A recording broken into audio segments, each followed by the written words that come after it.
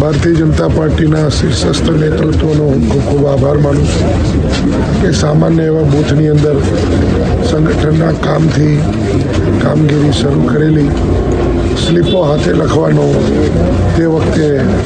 વિષય હતો, એટલે કાર્યકર્તા તરીકે સ્લીપો હાથે લખતો હતો અને વેચવા જતો હતો. એમાંથી પાર્ટીએ મને મંડળનો મહામંત્રી બનાવ્યો, જિલ્લાનો બનાવ્યો,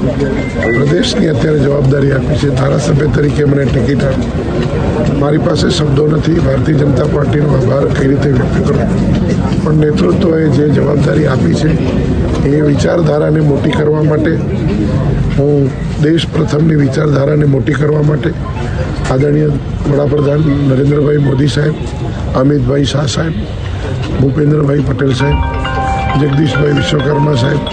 હર્ષભાઈ સંઘવી સાહેબ, જે કંઈ પણ શીર્ષસ્થ નેતૃત્વ છે, આ બધા જ નેતૃત્વએ જે મારા પર જવાબદારી મૂકી છે એ જવાબદારીને સાર્થક કરવા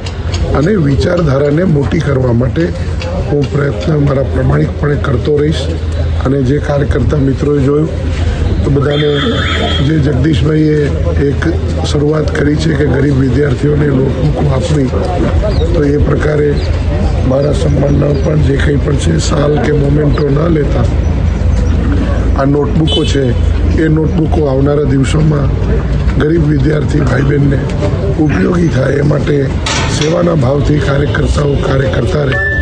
એવા ભાવ સાથે કાર્યકર્તાનો પણ આભાર વ્યક્ત કરું છું.